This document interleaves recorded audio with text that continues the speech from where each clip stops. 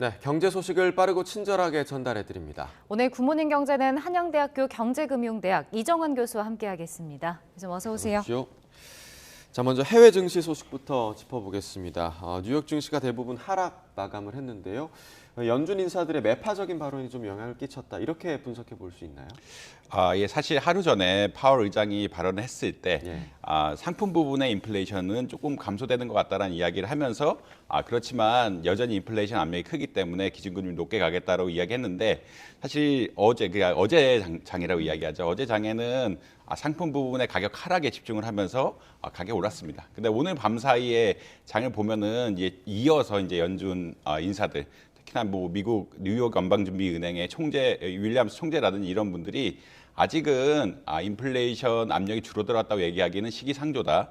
그래서 고금리 정책을 높게 가겠다라고 상품 부분에 대한 이야기를 빼고 고금리에 대한 이야기를 강조를 하면서 금리 정책이 쉽게 바뀌지 않을 것 같다라는 이런 메시지를 많이 줬고요. 이에 따라서 결국은 흔히 말하는 고금리 상태가 계속되고 긴축 정책이 계속될 거라고 생각을 하면서 결국 주식시장이 좀 반응을 한 것들이 있다라고 한번 보시면 될 것 같습니다.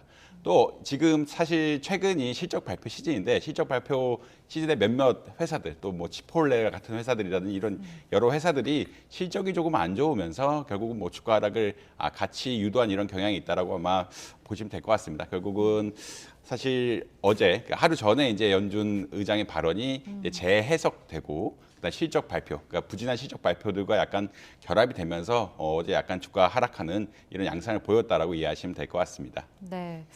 최근 좀 관심을 끌고 있는 게 있습니다. 바로 챗 GPT로 불리는 대화형 인공지능 시스템인데 뭐 대형 IT 기업들이 투자 경쟁에 들어갔어요. 근데 우리 기업도 움직임이 좀 보이고 있는 거죠? 예, 맞습니다. 사실 이제 챗 GPT를 이해하시려면은 크게 두 가지를 아셔야 되는데 네. 일단 챗이라는 걸 이해하셔야겠죠. 챗은 챗봇하고 굉장히 비슷하다는 개념으로 설명할 수가 있고요. 결국은 챗봇이란 것이 여러분들이 간단한 질문을 던지면 그것에 맞는 아주 기계가 이해를 해서 컴퓨터가 이해를 해서 그것에 대해서 답변을 주는 예를 들어서 카드 사용 금액이 얼마냐라고 채팅을 통해서 물어보면은 사람이 답변하는 것이 아니라 컴퓨터 이해해서 답변하는 이런 시스템이라고 보시면 될 것 같습니다. 네. 챗 GPT는 이러한 챗봇에서 보다 빅데이터 성격을 강조한 이런 시스템이라고 보시면 될 것 같고요. 그 다음에 이제 G자라는 게 이제 생성형, 제너레이티브라는 건데 이게 굉장히 또 중요한 이야기는 하죠. 제가 뭐 수업 시간에 가르칠 때는 보통 그 컴퓨터가 위조 지폐를 아주 정교하게 만들 수 있게 하는 그런 모형들을 생성형이라고 이야기한다라고 보통 이야기하는데 어떤 얘기냐면 사실 실물 지폐가 있고 뭐 위조 지폐가 있을 때 컴퓨터를 통해서 아주 실물 지폐와 유사하게끔 만들어내도 유도를 하고 다시 또 컴퓨터 파악을 해서 이게 가짜다라고 인식을 하도록 유도를 계속하면서 아주 실물과 유사한 어떤 위조 지폐를 만들게 학습시키는 그런 뭐 흔히 말하는 모듈이라고 보통 이야기하거든요. 그러니까 생성형 모듈을 쓴다는 얘기는 진짜 텍스트와 가짜 텍스트에 거의 구분이 없을 정도로 기술적인 수준을 유도하겠다. 그러니까 이 모형 자체가 그냥 예측이 모형이 아니라 우리가 이 모형의 예측 과정 속에서 어떻게 보면은 진짜와 가짜를 거의 구분할 수 없을 정도로 이런 뭐 컴퓨터 AI가 대답할 수 있게끔 유도하겠다라는 이런 기술이라고 보시면 될 것 같고요. 그래서 이제 아까 이런 생성형 챗 GPT 같은 경우에는 무슨 질문을 던졌을 때 굉장히 흔히 말하는 리포트에 쓸 수 있을 정도로 현실 글과 유사한 답변들이 굉장히 많이 나오게 된다라고 한번 보시면 될 것 같습니다. 어제 사실 재미있는 이벤트가 하나 있었는데 구글 역시 발드라는 챗 GPT 형의 어떤 모형을 만들었는데 어제 마이크로소프트가 지금 늘 얘기한 챗 GPT에 비해서 좀 성과가 안 좋다라고 이야기 나오니까 어제 구글 주가가 한 7% 정도 빠졌습니다. 이 말은 사실 이제 챗 GPT형 어떠한 뭐 AI가 미래 서치라든지 흔히 말하는 서치 엔진 지금 구글이 서치 엔진을 아주 압도적으로 잡고 있는데 마이크로소프트가 이런 서치 엔진 이런 챗 GPT 기반의 서치 엔진을 쓰면은 이게 따라잡는 것이 아니냐 동영상 추천이라든 모든 게 따라잡는 것이 아니냐라는 이런 의혹들 혹은 이런 의심들이 하면서 구글 주식 굉장히 많이 빠졌거든요. 그래서 전반적으로 봤을 때 이런 기술 자체가 서치 엔진 그리고 흔히 말하는 전문적인 지식에 대한 어떠한 검색 이런 기능들을 굉장히 강화시키면서 사람들이 굉장히 많이 쓸 수 있기 때문에 미래형 기술이다라고 이야기를 하면서 굉장히 관심 많이 끌고 있다고 보시면 될 것 같고요. 네. 근데 이제 한국 주식 시장 역시 이런 챗 GPT 기술과 유사한 기술들은 쓰는 그런 AI 기업들이 1월 달에 굉장히 많이 올랐습니다. 그래서 뭐 흔히 말하는 투자 경고를 받든지 이런 한 달 동안 200% 이상 오르면서 뭐 투자 경고라든지 이런 것을 받은 주식들이 굉장히 많은데, 근데 뭐 투자를 굉장히 많이 하고 있지만 사실은 투자 금액이 굉장히 문제가 될 것 같다라고는 또 이야기하고 있습니다. 왜냐하면 지금 마이크로소프트 역시 2020년에 1조를 투자했고요. 이 챗 GPT를 개발하기 위해서. 그 다음에 10조를 추가적으로 추가할 거다라고 지금 많이 논란 그 얘기가 나오고 있거든요. 왜냐하면 이렇게 좋은 모형을 만들려면은 모형이 복잡해져야 되고, 이 현재 챗 GPT는 약간 3천억 개의 그런 기본적인 그 샘플을 가지고 1,750억 개의 어떤 모듈들이라고 이야기하죠. 모듈들을 가지고 개발한 모형이기 때문에 돈이 굉장히 많이 들어가고 학습도 어렵습니다. 그래서 이제 아무래도 이런 걸 살라 그러면 대규모 투자가 많이 필요할 건데, 네이버라든지 뭐 대기업들이 조금 투자에 나서지 않을까라고 생각하고 있지만, 결국 돈이 얼마나 들어가느냐가 이 성과를 다 나를 것이다라고 아마 보시면 될 것 같습니다. 네. 자, 다음 소식도 좀 보겠습니다. 계속해서 이제 고금리 상황이 이어지는 가운데 은행들이 이자 장사에만 몰두해 있다, 이런 비판 계속 제기돼 왔었는데, 국내 4대 금융지주 지난해 단기 순이익 무려 16조 원으로 지금 드러났습니다. 자, 이런 시선이 좀 계속될 수밖에 없겠죠. 예, 뭐 4대 금융지주라고 하면 사실 신한, KB, 우리, 하나 이렇게 보시면 될 것 같은데, 은행 기반의 지주죠. 근데 사실 2017년부터 대출이 굉장히 많이 늘면서, 특히 부동산 가격 상승에 따른 이제 대출들이 굉장히 많이 늘면서 대출 규모가 커지니까 흔히 말하는 이자 마진에 기반의 수익을 내는 은행의 수익이 굉장히 많이 늘었습니다.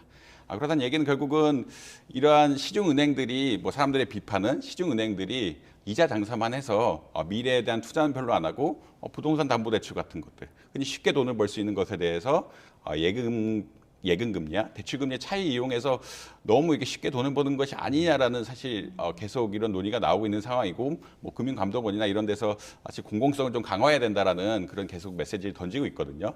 그러니까 시중은행이라는 것 자체가 사실 어떤 금융 시스템의 안정망을 지켜주는 가장 중요한 부서이기 때문에 정부 차원에서도 굉장히 안정적인 것만을 하라라고 이야기를 하고 있고, 이런 안정적인 것의 수요에 따라서 굉장히 대출이라든지 예금이 많이 늘어나 있는데, 근데 이제 이게 바람직한 것이냐에 대해서 사실 지금 논란이 조금 있는 것은 사실입니다. 너무 시중은행이 안정적인 것만 하면서 흔히 말하는 거의 차익 거래라고 이야기하죠.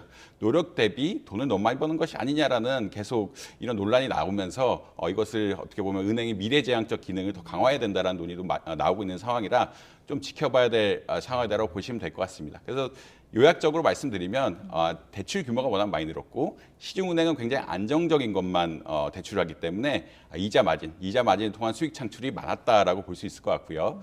이것이 너무 흔히 말하는 위험 대비 수익이 많은 것이 아니냐에 대해서는 지금 사실 논란이 좀 많다라고 아마 이해하시면 될 것 같습니다. 네. 저희도 몇 번 다뤘던 내용인데요. 이 특례 보금자리론 이제 출시 일주일이 됐습니다. 근데 신청 금액이 10조 원을 넘어섰다고 하는데, 뭐 지금 시중 금리가 3%대까지 내려왔는데 이게 흥행을 계속 이어갈 수 있을까요? 사실 이제 특례 보금자리론의 흥행은 뭐 크게 두 가지라고 많이 또 이야기하시는데요. 일단은 흔히 말하는 예전에 서민금융 혹은 적격대출 혹은 안심전환대출과 같은 뭐 여러 케이스에 비해서 조건이 좀 작다. 흔히 말하는 부동산이라든지 혹은 소득 기준에 대한 조건이 좀 작다라는 게 하나가 있었고, 두 번째는 뭐 더 중요하다고 많이들 생각하는데 DSR이라고 보통 이야기하죠.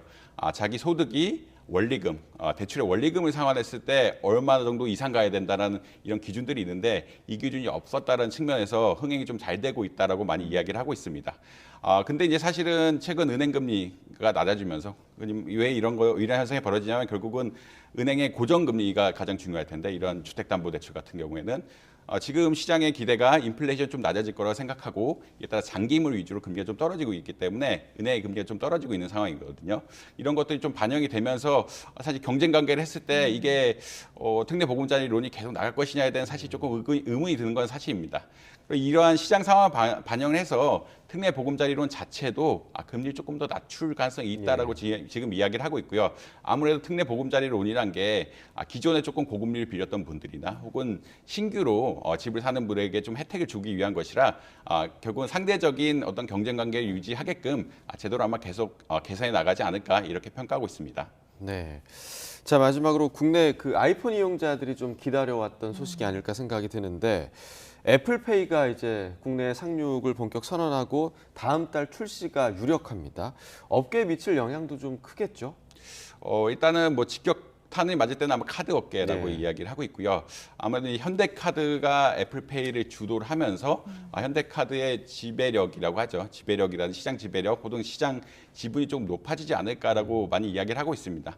물론 현대카드가 전반적으로 이 애플페이를 사용할 수 있는 그런 NFC 기계를 전반적으로 공급을 하게 된다라 그러면 이제 다른 기업들도 뭐 신한이라든지 다른 카드 기업들도 물론 이용을 할 수가 있지만 이미 현대카드가 애플하고 독점적으로 어떤 계약 관계를 맺은 게 상당 기간이 있고 이런 컨트랙을 다른 카드사들이 맺으려면 한참 걸리거든요. 한참 걸리기 때문에 한동안 이게 뭐 물론 이제 명목상으로는 독점적이 당연히 아니지만 한참 동안은 현대카드의 독점적인 지위가 유지될 것이 아니냐, 애플페이 관련 독점적인 지위가 유지될 것이 아니고 이에 따라서 특히 2030이라고 많이 이야기하죠.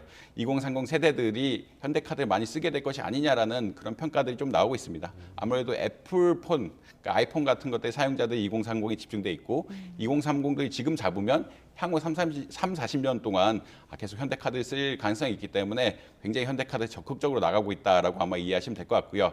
그에 따라서 이제 카드 업계 자체가 현대카드가 조금 지분이라든지 시장 지배력에서 좀 앞서가는 게 아니냐라는 그런 평가가 일단 하나 있습니다.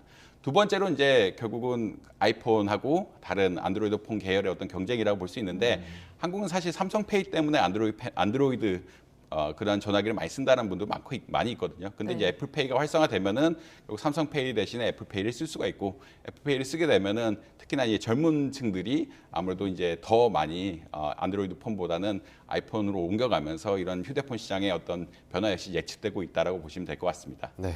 카드 업계와 스마트폰 업계에 변화가 있을 것이다라고 전망을 해주셨습니다.